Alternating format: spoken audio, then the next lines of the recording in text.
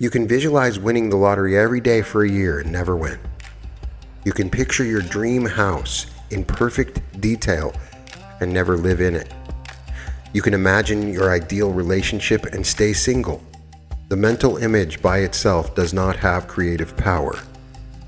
This is where Neville's teaching becomes critical. Neville did not teach visualization, he taught imagination, which is something different. And the key difference is feeling.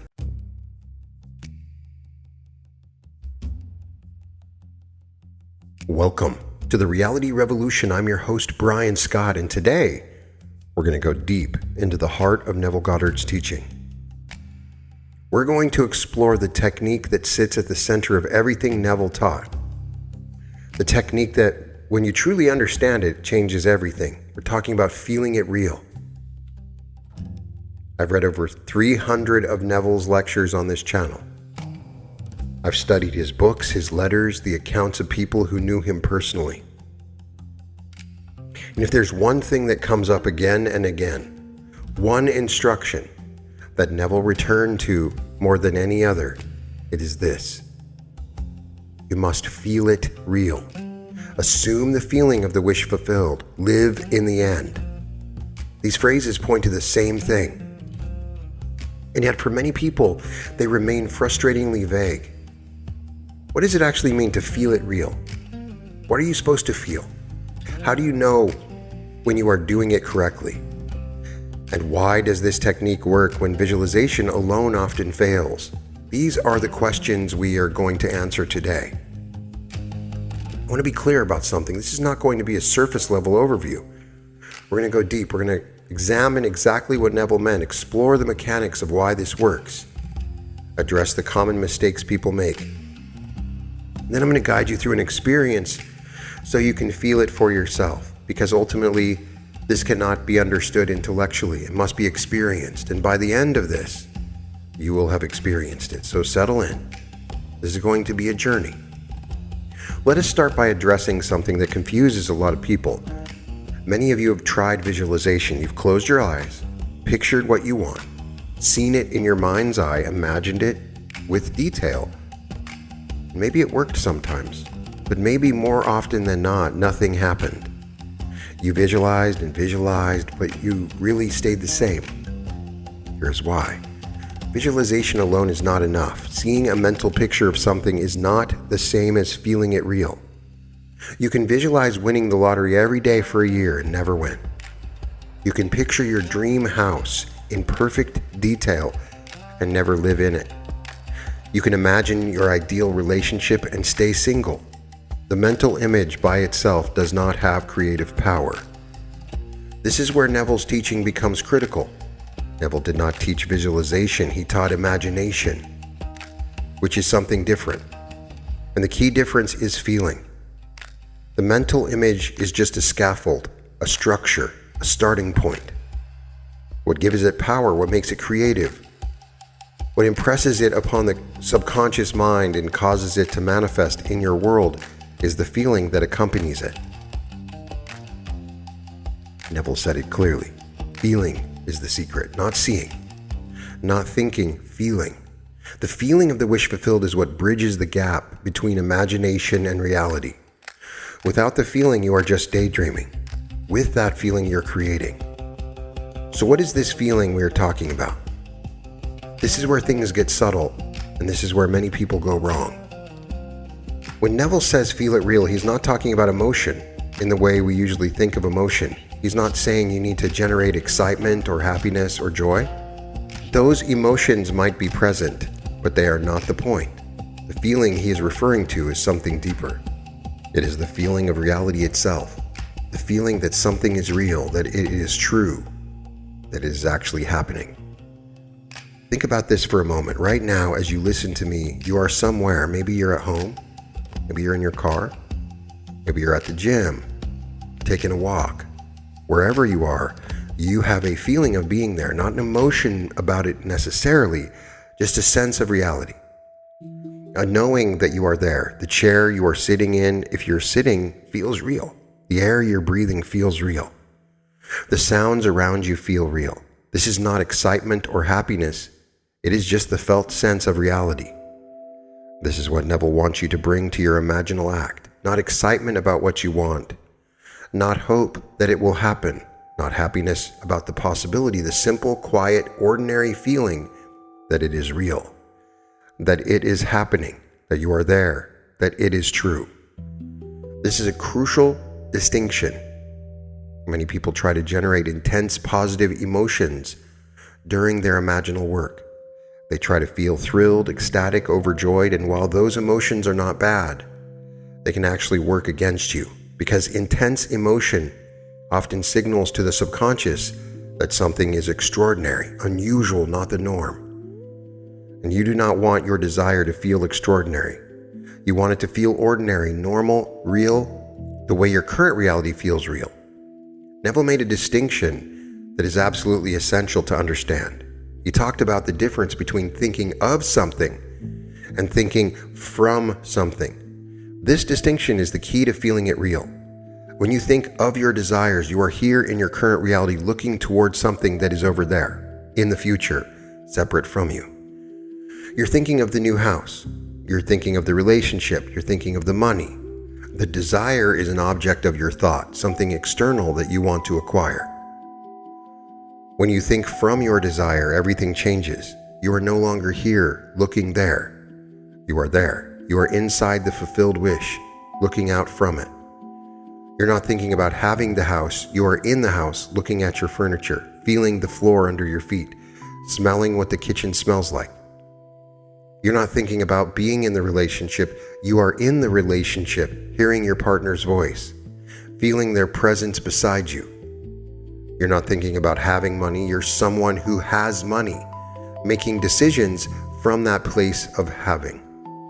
This shift from thinking of to thinking from is the shift that creates reality.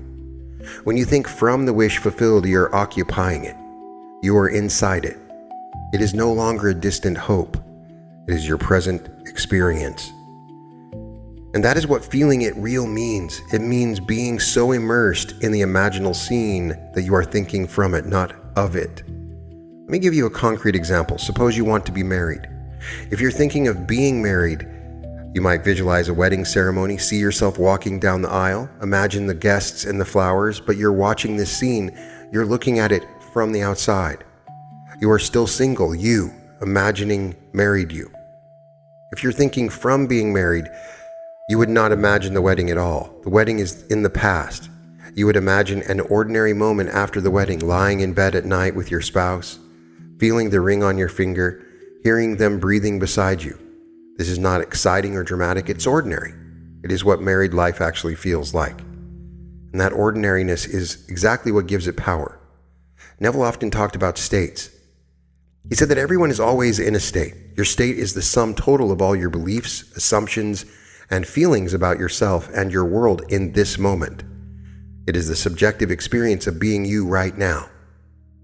When you feel it real, what you're actually doing is entering a new state. You are shifting from the state of someone who wants the thing to the state of someone who has the thing. This is not pretending. This is not self-deception. This is recognition that states are primary. Reality follows states, not the other way around. Think about it this way. If you won the lottery tomorrow, your external circumstances would change. But what would really change is your state. You would go from the state of a person without the money to the state of a person with that money. You would feel differently. You would think differently. You would carry yourself differently. Your relationship with the world would shift. What Neville is teaching is that you can enter the state first. You can assume the state of the person who has what you want before you have it in the physical world. And when you truly occupy that state, when you feel it real, the external world must conform. Because the external world is always a reflection of your internal state. Change the state, and the reflection must change. This is why feeling it real is so important. The feeling is how you enter the state. Mental images alone do not change your state. Affirmations alone do not change your state. But when you feel the reality of the wish fulfilled, when you experience it as true, you are in the state. And once you're in the state, the manifestation is inevitable. It is just a matter of time. Neville talked about something he called the Sabbath. This is the moment when you know that the work is done, when you have felt it so completely that you no longer need to keep imagining. You have planted the seed, now you can rest. How do you know you've reached the Sabbath? How do you know when you have felt it real enough? Here is the test. After your imaginal session, do you still feel like you need to do it again? Do you feel like you do not quite get there? Do you feel an urgency to keep trying to make it work, to convince yourself? If so, you have not reached the Sabbath. You have not fully entered the state. When you truly feel it real, there's a shift. It is subtle but unmistakable. There is a sense of completion, a sense of satisfaction, a sense that it is done. You might describe it as a click or a release or a settling. The longing drops away because you are no longer someone who wants the thing, you are someone who has it. And when you have something, you do not long for it, you just have it. Neville would say, when you reach this point, you should drop the imaginal work. Do not keep doing it over and over. That repetition signals doubt. It signals that you do not believe it is done. Instead, trust, rest. Go about your day as the person who has what they wanted. Live from the end, and let the manifestation come in its own way and its own time. Now that we understand what feeling it real is, let us talk about the common mistakes people make. These are the things that prevent the technique from working. The first mistake is trying too hard.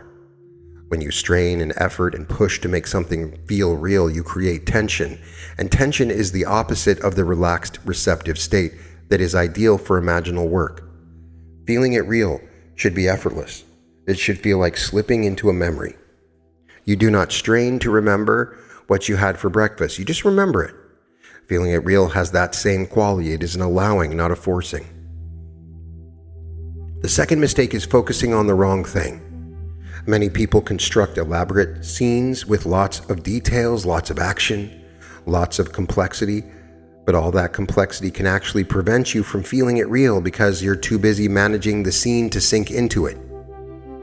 Neville recommended very simple scenes, a single moment, a single action. Hearing one sentence spoken by someone congratulating you. Feeling one object that implies the wish is fulfilled. Simplicity allows depth. Complexity stays on the surface. The third mistake is seeking emotion instead of reality. As I mentioned earlier, many people think they need to feel intense positive emotion during their practice. They try to generate excitement or joy, but this can backfire because it keeps the experience in the realm of fantasy rather than reality. Your current reality does not usually feel intensely exciting. It just feels real. That is the quality you want to bring to your imaginal scene. Not, wow, this is amazing, but this is simply how it is. The fourth mistake is opening your eyes too soon. You do it a little bit of imagining, you start feeling something, and then you open your eyes and check. Did it work? Is it real? This checking pulls you out of the state. It says you do not believe. It interrupts the process before it can complete. Stay in the scene until you feel that shift, that click, that sense of it being done. Then open your eyes from a place of completion, not a place of questioning. The fifth mistake is contradicting the work after you do it. You do a beautiful imaginal session at night, feeling it real completely. Then you wake up in the morning, look at your current reality and think, well, nothing has changed. I still do not have it. That thought undoes everything. You've just returned to the old state. You've declared that the imaginal work was not real. This is why Neville emphasized living in the end all day, not just during meditation. Your moment-to-moment assumptions matter as much as your formal practice. Many people worry about the vividness of their imaginal scenes. They say, I cannot see anything clearly. My visualization is fuzzy. I cannot make it look real. And they conclude that they must be doing it wrong. Here's what I want you to understand. Sensory vividness is not the point. Some people have extremely vivid visual imagination. They can see scenes in their mind's eye almost exactly as physical reality. Other people have almost no visual imagination at all. Their inner world is more conceptual, more felt, less pictorial. Both types of people can feel it real. What matters is not how clearly you can see the scene. What matters is how real it feels. You can have a very fuzzy, indistinct mental image and still feel completely that you are there. You can know where you are, what is happening, where it means without seeing it in high definition. The feeling of reality is what impresses the subconscious, not the visual clarity. In fact, Neville often emphasized touch over sight. He suggested feeling an object in your hands, the ring on your finger, the key to your new house, the steering wheel of your new car. Touch is an immediate and intimate. It implies presence. It implies that you are actually there, not watching from a distance. Many people find that focusing on touch helps them feel it real more easily than focusing on sight. Tactile sensation helps. Sound is also powerful. Neville's favorite technique was to hear someone congratulating you on your success. Just a simple statement with their exact voice. Something like, "I am so happy for you. Congratulations on your new job. I knew you could do it." Hearing these words spoken by someone you know in their actual voice implies that the thing has happened. It implies that others are aware of it. It places you after the fact. This is thinking from, not thinking of. Neville had a specific recommendation about when to practice feeling it real. He said the ideal time is the state akin to sleep. That drowsy state just before you fall asleep at night and just as you're waking up in the morning.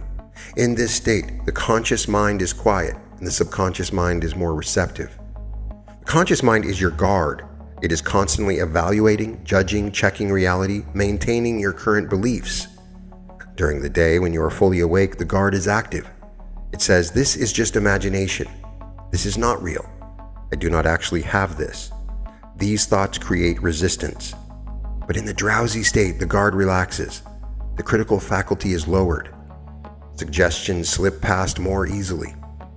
What you imagine feels more real because there is less resistance, less contradiction, less evaluation. This is why falling asleep in the feeling of the wish fulfilled is so powerful. You take that feeling with you into sleep, where it can work on the subconscious without interference. However, I want to add something. While the drowsy state is ideal, you can feel it real at any time. Throughout your day, in moments of stillness, you can slip into the state of the wish fulfilled for just a few seconds. You can remind yourself of what is true. You can feel the reality of your desire.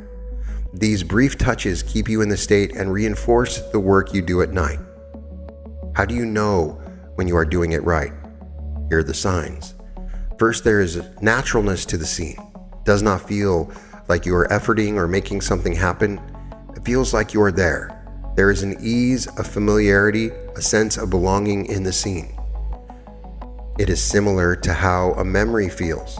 You are not constructing it, you are recalling it. Even though it has not happened yet in physical reality, it feels like a memory. Second, there is a reduction of wanting. When you truly feel it real, the longing decreases. You do not want what you have. You just have it. If you still feel intense wanting, you have not yet entered into the state of having. But when the wanting drops and it is replaced by a quiet satisfaction, you are there. Third, there is a shift in your mood upon opening your eyes. When you emerge from a successful imaginal session, you feel different. Not excited necessarily, but settled, confident, at peace. There is a knowing that it is done. This knowing persists even though you are seeing physical reality that has not changed yet. The change feels inevitable. It's just a matter of time. Fourth, you start to think from the wish fulfilled during your regular day. Without effort, you find yourself making decisions as the person who has what you want. Thoughts arise naturally that are consistent with the new state. This is evident that the state is becoming your home, not just a place you visit during meditation. Fifth, synchronicities begin to appear. The outer world starts to shift, not the full manifestation necessarily, but movements in that direction. Conversations happen that are relevant. Opportunities appear. Things start lining up. These are not the goal. Do not grasp at them, but they are evidence that the inner work is affecting the outer world. Now we're going to move from understanding to experience. Everything I've taught you so far is useful, but it is not enough. You have to do it. You have to feel it. You have to enter the state yourself and know what it's like from the inside. In a moment, I'm going to guide you through a feeling it real practice, but first I need you to choose what you want to feel real. Think of something you desire. It could be something big or something small. What matters is that it is meaningful to you and you can imagine a simple scene that implies it is done. Remember what we talked about. You are not going to imagine the process of getting what you want. You're not going to imagine the moment it happens. You're going to imagine a scene from after. A scene that could only happen if your desire has already been fulfilled. Something ordinary, something simple. A simple moment that implies the end. Maybe it's hearing someone congratulate you. Maybe it's feeling an object that represents your fulfilled desire. Maybe it's being in a place that you would only be in if you were done. Maybe it's a short exchange with someone who is only in your life because of the fulfillment. Choose your scene now. Keep it simple. One moment, one action, one sensation.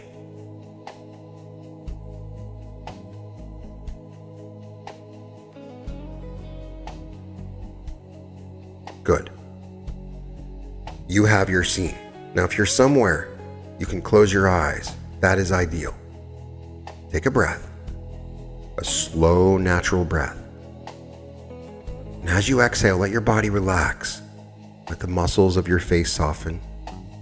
Let your jaw release. Let your shoulders drop away from your ears. There's nothing you need to do right now except be here.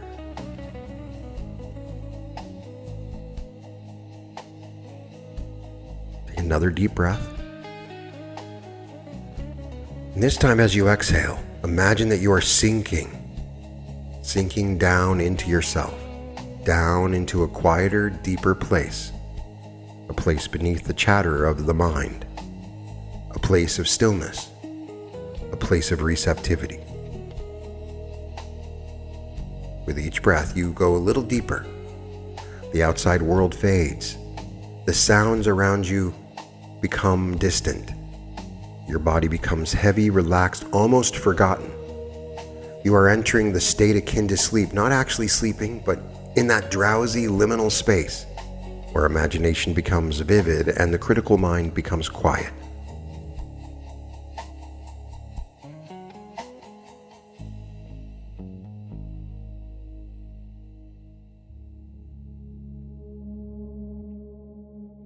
Good. Now I want you to bring to mind the scene you chose. Do not look at it from the outside. I want you to step into it. Be in the scene. You're not watching yourself. You are yourself. You are there. Feel your surroundings. Where are you in this scene? What is beneath your feet? What is around you? Don't worry about seeing it perfectly. Just know where you are. Feel the space where you're in. Feel your body in that space.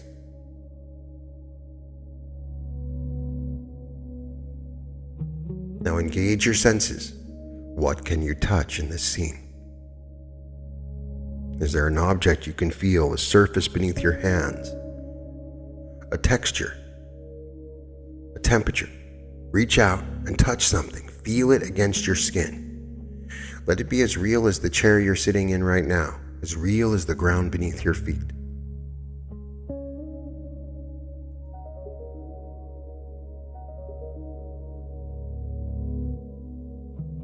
What can you hear? Is there a voice, a sound, someone speaking to you? Let yourself hear it. Not imagine that you might hear it someday. Actually hear it now, in this moment, the words, the tone, the reality of sound in your ears. Now here's the most important part. Let it be real. Not exciting or amazing, just real, just true. This is your life now. This is your reality. Nothing extraordinary about it because it simply is what it is. It is your ordinary, everyday experience.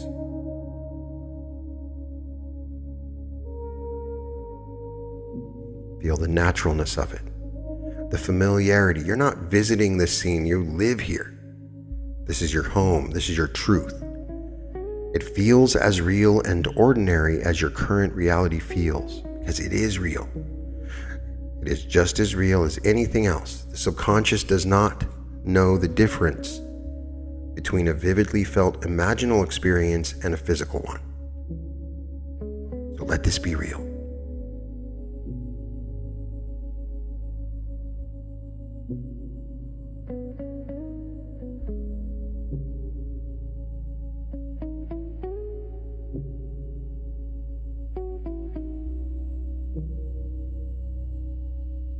Notice your emotional state. You're not wanting this anymore. You're not hoping or wishing. You have it. When you have something, there's no longing. There's just having. There's just being. There's just the quiet satisfaction of what is. Feel the satisfaction now, the peace of completion, the rest of fulfillment.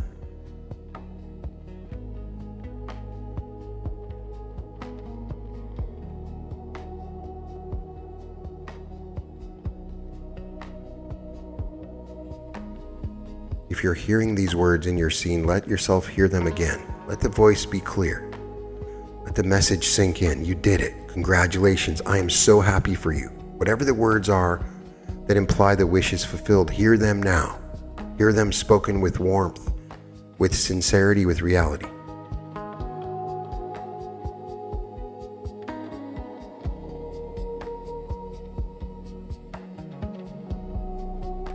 If you're touching something in this scene, feel it again. The weight of it in your hand, the texture against your skin, the solidity of it.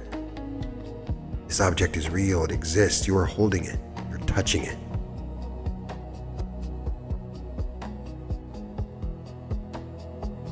Now I want you to loop the scene, go back to the beginning and let it happen again. The touch, the sound, the feeling of reality, play it again, just like you would replay a memory. Because that is what this is, a memory of something that has happened, something that is true and real.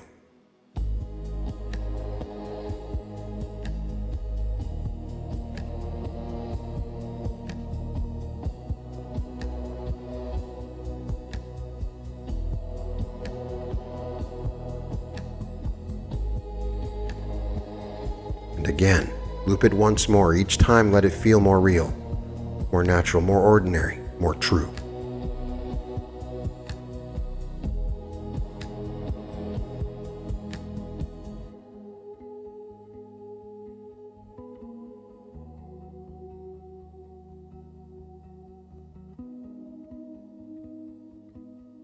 Good, now let the scene fade. But keep the feeling, the scene was just a vehicle. It was a way to enter the state. The state is what matters. And you are in that state now, the state of the wish fulfilled, the state of having, the state of being the person who has what you wanted. Stay in this state, rest in it. Let it become your home.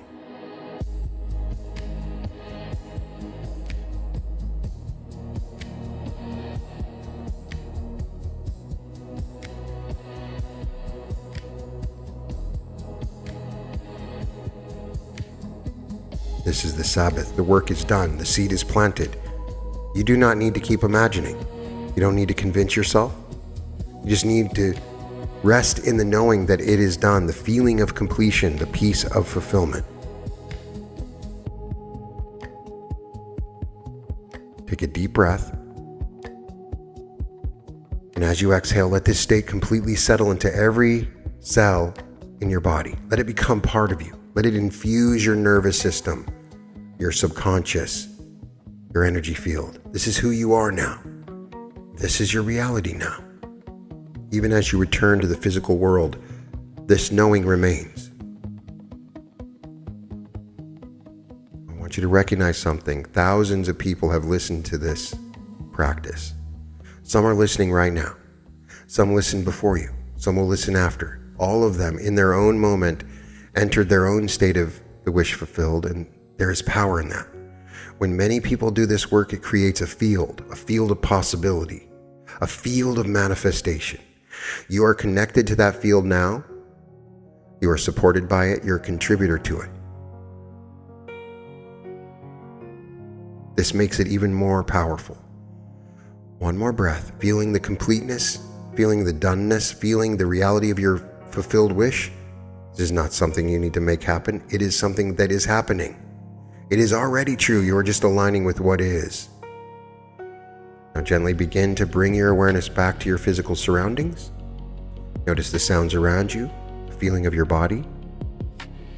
If your eyes are closed, let them gently open. Take your time. There's no rush. Return to the room, to the day in your life. Return as the person who has what they desired. Return in the state of the wish fulfilled. Take a moment to notice how you feel. Something is different. something should have shifted. You've experienced, perhaps for the first time, what Neville meant by feeling it real. It is not just a concept now. It is something you know in your body. The practice you just did is the core of Neville's teachings. Everything else, all the lectures and books and techniques, they all point to this. Assume the feeling of the wish fulfilled. Enter the state. Live from the end. Feel it real. You just did that.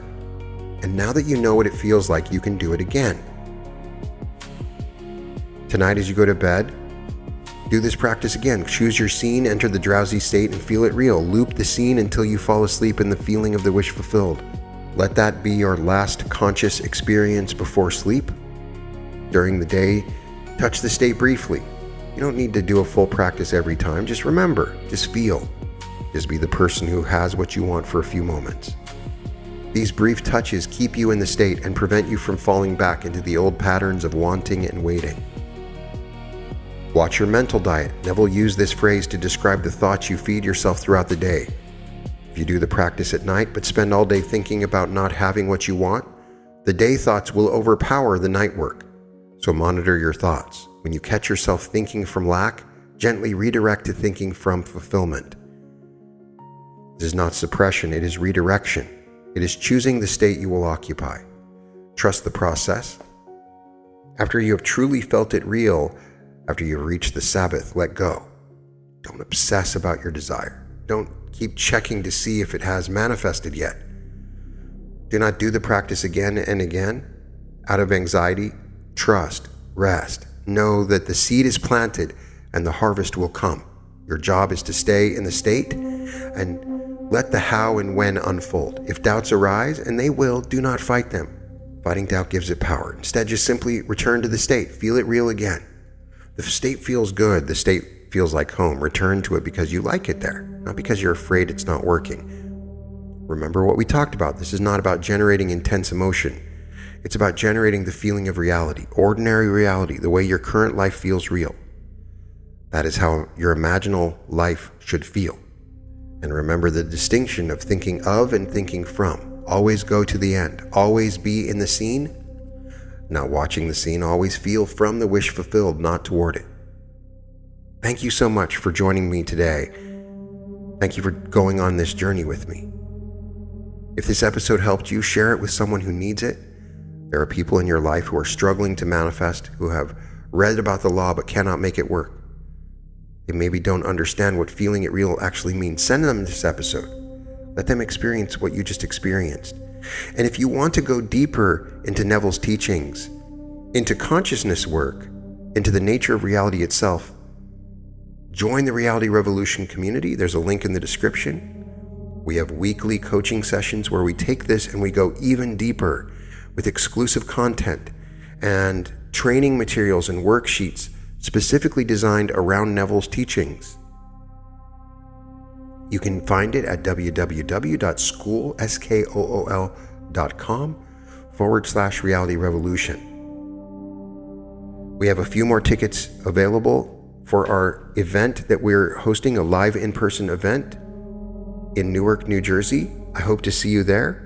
3 days of immersive meditations designed to shift you into your greatest timeline.